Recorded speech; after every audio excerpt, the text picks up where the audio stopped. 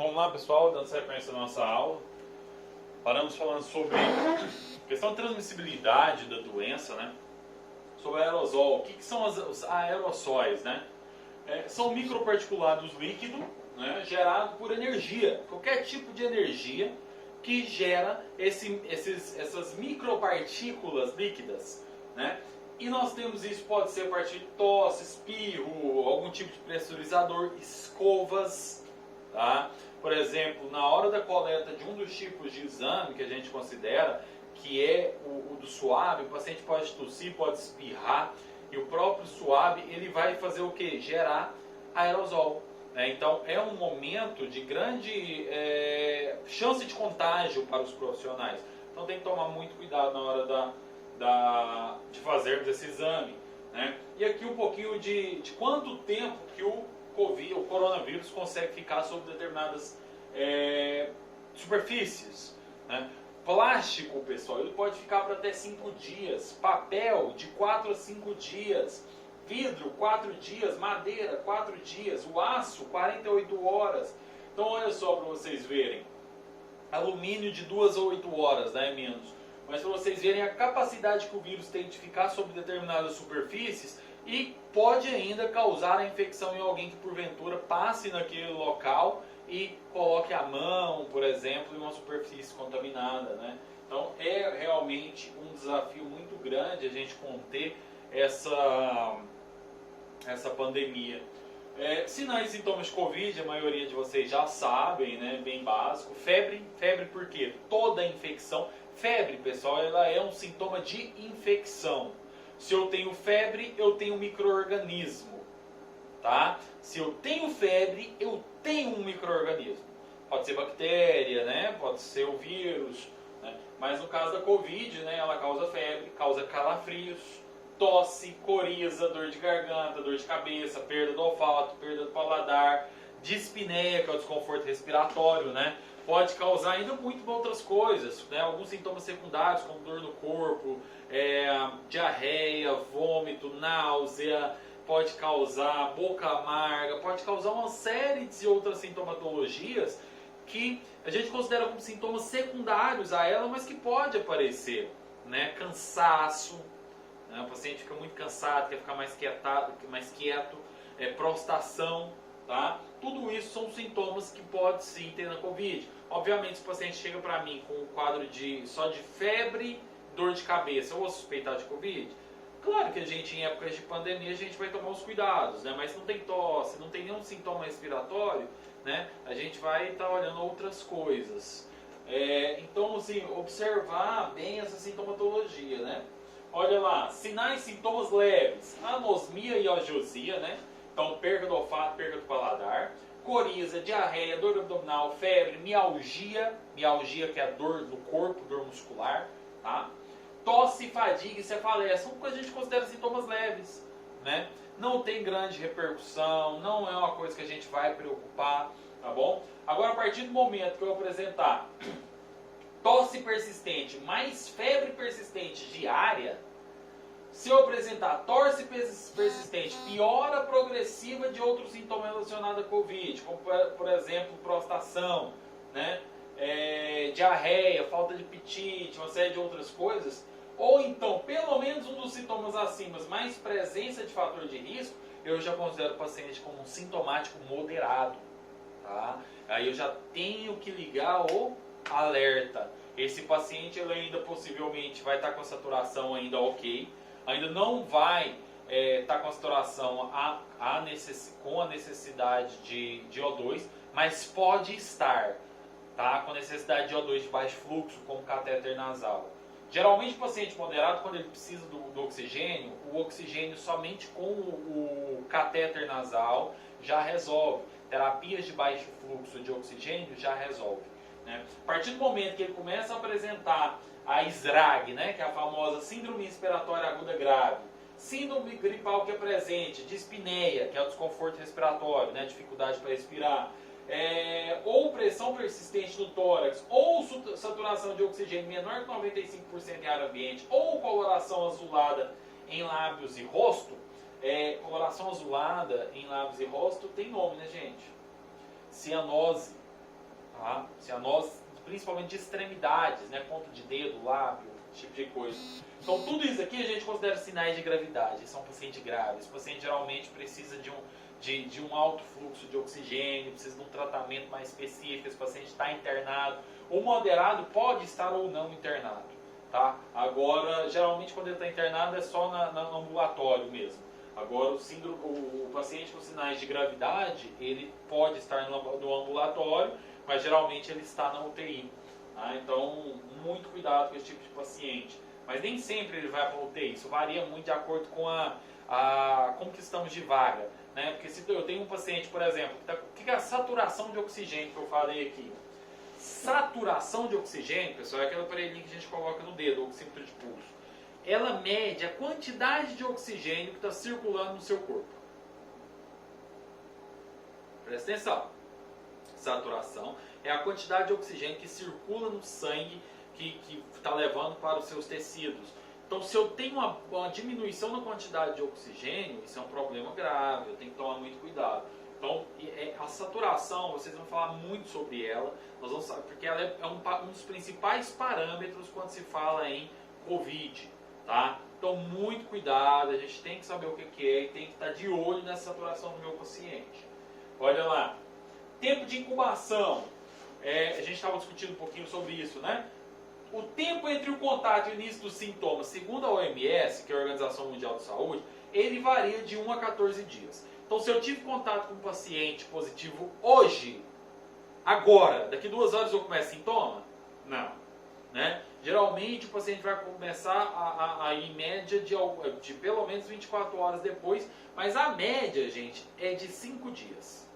A maioria das pessoas, eles começam a apresentar sintomas 5 dias depois do contato com o vírus. Tá? 5 dias depois da contaminação.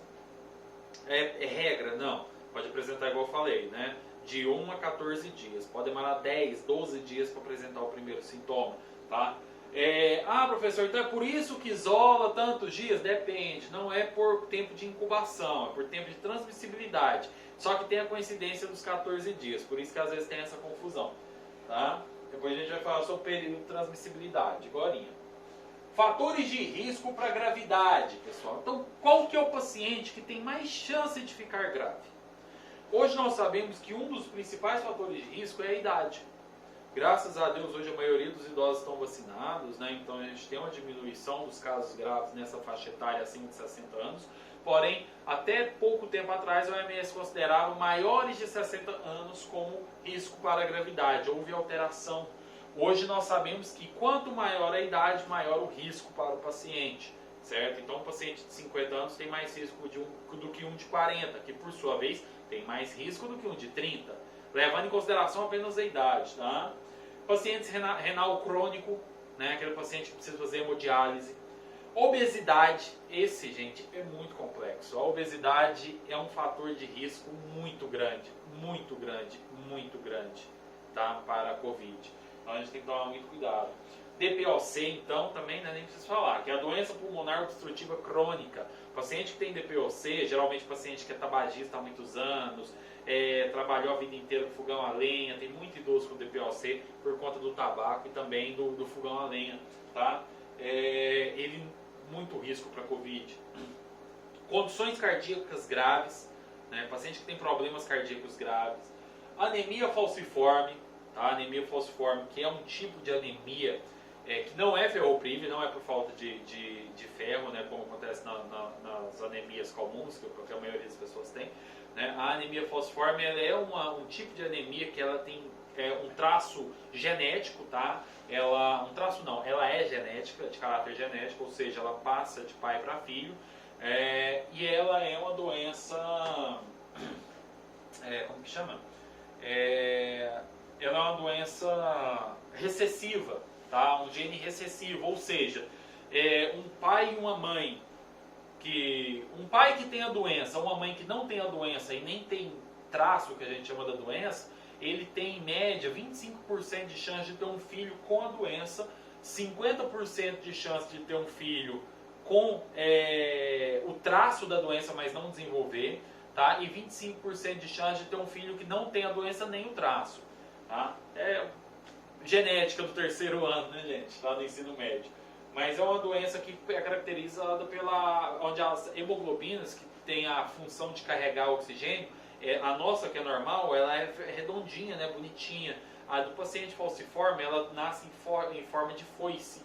Então ela é bem menor, tem dificuldade para carregar oxigênio, tá? Então o paciente precisa de transfusões de sangue todo mês. Por isso que vem o falciforme, vem de foice.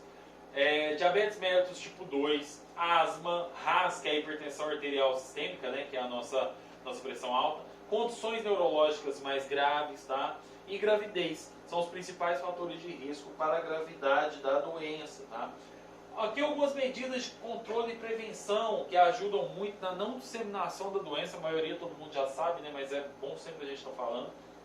Higiene frequente das mãos com água e sabão ou preparação alcoólica. Aí entra aquilo que eu falei mais cedo, né? Lavar a mão com água e sabão, ela é muito boa porque a camada, a cápsula, né? A membrana que envolve o vírus, ela é formada por lipídio, né? Então por isso que a gente lava com água e sabão. A solução alcoólica, desde que seja uma solução de 60% e 80% de concentração, preferencialmente para 70%. Evitar tocar olhos e boca, né? Higienização das mãos, sem higienização das mãos, evitar contato próximo com pessoas doentes, ficar em casa e evitar contato com pessoas quando estiver doente. Principal forma de não transmitir, pessoal, era se todo mundo teve o primeiro sintoma de gripe, fique em casa.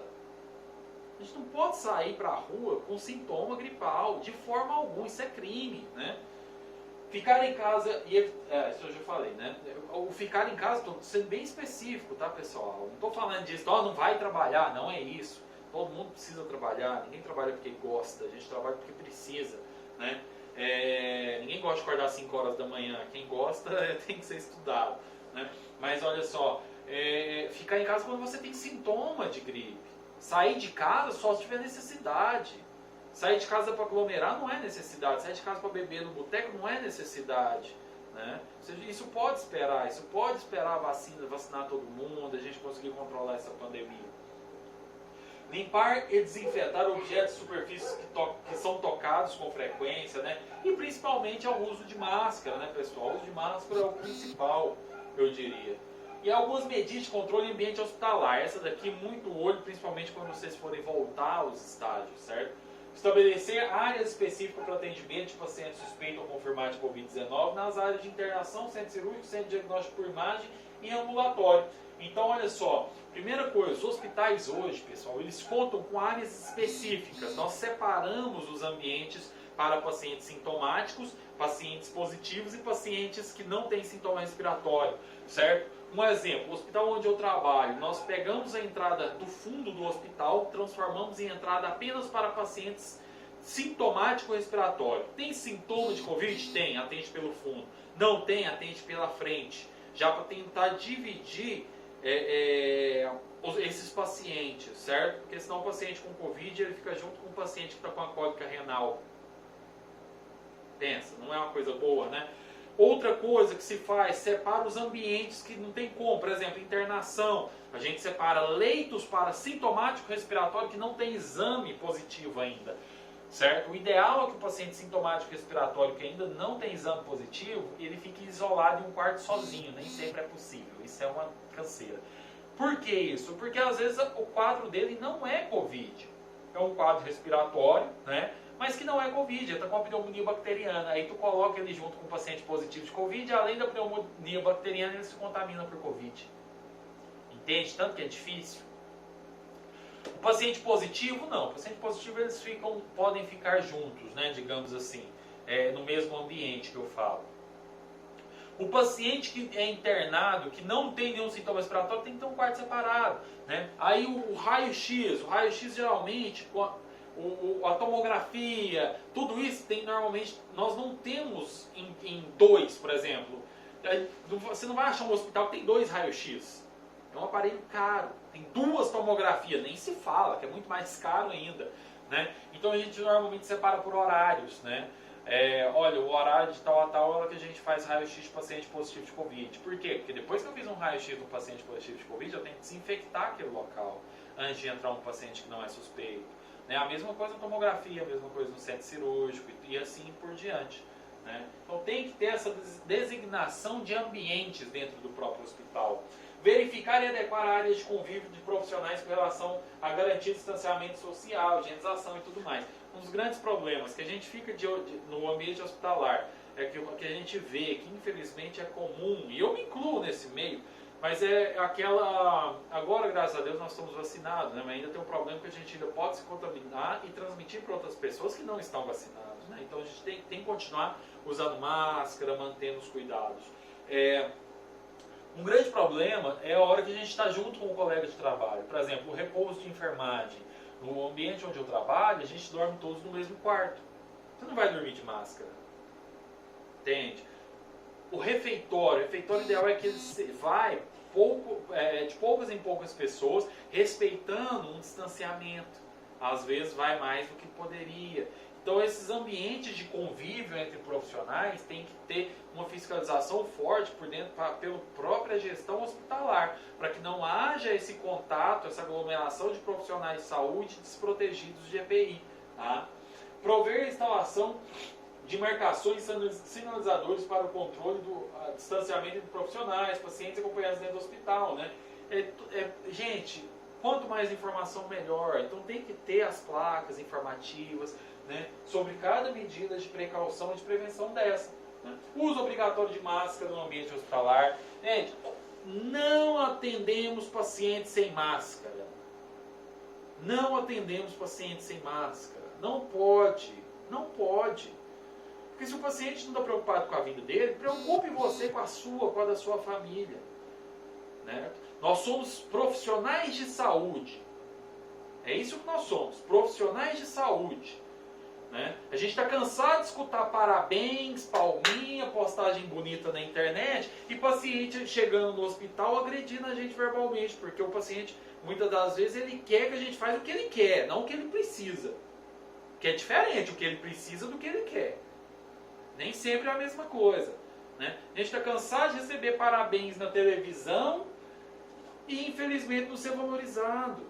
Né? No campo de trabalho, hoje a enfermagem, só mudando, mas eu peço para vocês ficarem de olho nisso, aproveitando o gancho, mas há 2 projetos de lei para nós enfermeiros, né, profissionais da enfermagem, que é o do piso salarial e a das 30 horas para enfermagem, que está parada há mais de 20 anos no Congresso e não é votado. A gente não é herói, a gente é ser humano, a gente vai errar, a gente tem falha, a gente cansa, a gente fica estressado, certo? E ainda assim a gente tem que lidar com as dores dos outros, a gente tem que lidar com esses ambientes com risco a todo tempo de se contaminar. Tá? Então você não atende paciente sem máscara porque você não é super-herói, gente. Vocês têm que sempre entender isso. A segurança do profissional vem em primeiro lugar. Por quê? Porque se você ficar doente, imagine, se metade da equipe do hospital fica doente, quem que vai atender o povo? Você entende? Imagina se o SAMU fosse atender qualquer ocorrência e não está nem aí né, para no meio de uma BR-153 da vida, uma BR muito movimentada para pegar um cara. Não, primeiro, gente, antes de eu ir lá pegar aquele cara, eu sinalizo a via. Primeiro é a segurança da cena, a segurança sua. Tá? Depois a gente atende o paciente. Certo? Isso não é pensar só em você. É porque justamente o contrário. Porque depois daquele paciente, na hora que ele sair, tem o próximo paciente para você atender. E se você estiver sendo contaminado, você passa para o próximo. Tá? Então, muito cuidado. Tá? Não fique em ambiente hospitalar sem máscara. Tá? Não atendendo paciente sem máscara. Nem que você pega uma máscara do hospital e entrega para o paciente. Então, o paciente tem que vir de máscara. É obrigado, isso é lei. Mas se não vier, você entrega, né? Se o paciente precisar ser atendido. Implantar orientações visuais para pacientes e acompanhantes, que já falei, né? Restringir visitas aos pacientes das enfermarias, tá? Muitos hospitais cancelaram visitas, não está tendo visitas, né? Em contrapartida, eles estão fazendo muito o quê? Utilizando aplicativo de videochamada para substituir esse contato. Que às vezes, por exemplo, mesmo que o paciente não seja sintomático respiratório, imagine você, sua mãe está internada com a cólica renal, né? Deu entrada ali com a cólica renal, começou a passar por um procedimento, ela está com um cálculo muito grande, precisou ser regulada e vai ter que fazer um procedimento para retirada do cálculo. Aí seu irmão vai visitar a sua mãe, seu irmão não sabe que está contaminado por Covid e contamina a sua mãe. E aí? Né? Então a gente restringe nesse momento o número, ou diminuíram muito o tempo e o número de visitas, ou cortaram, né? Muitos hospitais simplesmente não aceitam visita nesses ambientes, né? Mesmo que não seja de Covid. Alguns aceitam, mas reduzido em um tempo bem menor do que era antes, e outros simplesmente restringiram mesmo, tá? Desencorajar a aglomeração de pessoas nas áreas comuns, como por exemplo refeitório, copa, lanchonete, repouso, né? Que é aquilo que a gente falou mais cedo. Destacar a equipe de higienização exclusiva para áreas de triagem de atendimento a Covid-19. Hospitais de grande porte têm como fazer isso. Hospitais de pequeno porte, infelizmente, a gente não tem. Certo? O ideal é que a gente fizesse pelo menos 2 vezes a cada turno de trabalho a desinfecção e a limpeza dos ambientes onde atende pacientes de Covid, mas nem sempre isso é possível, infelizmente, certo? Então, se tem um lugar que é contaminado, pessoal, é o hospital, sabe? São os hospitais, né, que atendem pacientes com Covid, né? Aí eu incluo aí também esses municípios onde tem unidades sentinelas, né, a Covid, atenção ao Covid. Reforçar a limpeza e desinfecção de banheiros de uso comum pelo menos 2 vezes a cada turno de trabalho. Então são uma série de medidas que tem que ser tomadas dentro da unidade hospitalar, que a equipe de enfermagem tem que ficar de olho, porque a gente faz parte do processo de limpeza. A gente não lava o banheiro, mas a gente limpa a bancada. A gente não lava o piso, mas a gente limpa a maca. Então esses processos de limpeza faz parte da equipe de enfermagem, tem que ser muito cobrado e a gente tem que ficar muito de olho, tá? Por quê? Porque são processos que diminuem sim a infecção pelo Covid dentro do ambiente hospitalar. E aqui, pessoal, falar um pouquinho sobre exame. Aqui eu quero que vocês prestem muita atenção na apostila de vocês, porque aqui é bem interessante. Olha só. Primeira imagem aqui. Nós temos, eu já sei que o vídeo não está ficando com a imagem da televisão muito legal, tá, pessoal? Eu peço desculpa por isso, então peço que vocês acompanhem pela apostila. Aqui nós temos a primeira, que é mostrando o dia 0, que é o dia que iniciou o sintoma. Eu vejo muito pessoal chegar lá e falar assim, professor não, né, no caso profissional, né? Lucas, eu comecei a tossir hoje, mas eu já tive contato tem 7 dias com fulano e fulano deu positivo. Gente, não me importa o dia do contato com o paciente positivo. Você nem sabe se você contaminou dele, tá? O que me importa é o dia de início do sintoma. Isso me importa, isso eu tenho que saber. Por quê? Basicamente nós temos 2 tipos de exame. RT-PCR e a sorologia. Sorologia são os de sangue. RT-PCR é aquele do nariz, do cotonete. Qual é melhor? RT-PCR. Tá? RT-PCR. É o melhor, que é o suave. Ele, pessoal, ele vai identificar a infecção preferencialmente entre o 3º e o 7º dia de sintoma. De sintoma. Não me importa que dia que o paciente contaminou. Não faz diferença para absolutamente nada. Importa o dia que o paciente começou a sentir sintoma. Porque se eu faço um RT-PCR antes do 3º dia, a confiabilidade dele é baixa. Ele pode vir negativo mesmo que o paciente esteja contaminado. E se eu faço o PCR depois do 7º dia, a mesma coisa. Ele pode vir com resultado negativo mesmo que o paciente esteja contaminado. Então, idealmente, aqui, ó, entre o 3º e o 7º dia de sintoma, eu faço o RT-PCR. Tá? Nem antes, nem depois. Alguns casos pode se fazer antes e depois, mas é bem específico. E a sorologia? Preferencialmente a partir do 10º dia. Tá? Por quê? As sorologias costumam procurar 2 imunoglobulinas, né? Que é o a tipo M e a tipo G. IgM e IgG, certo? O IgM representa o que antigamente o pessoal falava da fase ativa da infecção, que é o primeiro combate, né, ao vírus, então ela sobe primeiro. Geralmente o IgM vem primeiro, que é mais no início. Mas não é porque eu estou com IgM positivo que eu ainda estou transmitindo.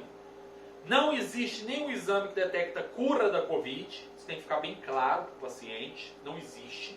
Tá? Nenhum desses exames aqui fala que você é curado. Nenhum. Ele só diagnostica uma doença. RT-PCR negativo não quer dizer que eu não estou transmitindo também não. Porque lembra que a partir do 7º dia ele já pode negativar. Mesmo você estando contaminado ainda, você continua transmitindo. Você continua transmitindo. A sorologia, o IgG, que é um outro marcador, que já é o de memória, idealmente ele vai positivar lá no 21º dia, 21 dias depois do primeiro sintoma. Então tudo é o primeiro sintoma. Tudo na Covid é o primeiro sintoma. Ó, entre o terceiro e o sétimo dia de sintoma eu faço RT-PCR. A partir do 10º dia eu faço sorologia. Tá? Tratamento, mesma coisa. Ah, professor, e quantos dias que é de transmissibilidade? A transmissibilidade, ou seja, que é o que eu estou transmitindo, ela começa no D-3, que a gente chama, ou seja, o dia 0 aqui, ó, comecei sintoma hoje. 3 dias para trás eu já estou transmitindo. Antes de ontem, anteontem e ontem eu já estava transmitindo. Tá? E hoje, obviamente, que é o dia que começou meus sintomas. Quantos dias dura a transmissão? Hoje o protocolo mudou um pouco, tá? Sintomáticos respiratórios leves, 10 dias. Paciente que tem sintomas leves e que esteja pelo menos 72 horas sem febre e melhora, ou simplesmente não tenha mais sintomas respiratórios, ele pode sair do isolamento com 10 dias, não transmite mais. Se ele ainda persiste um pouco, pode ser estendido para 14 dias. Tá? E pacientes graves, até 21 dias. A partir da data do primeiro sintoma. Então sempre Covid é primeiro sintoma. Esquece contato com positivo. Isso não tem nada a ver para absolutamente nada. Nem para tratamento, nem para fins de diagnóstico e exames. Tá bom? Olha aqui a próxima imagem. A próxima imagem eu vou deixar, que é sobre o quadro clínico, eu vou deixar para o próximo vídeo, que o vídeo já está ficando bem grande. Tá bom? Vamos ficar por aqui. Valeu!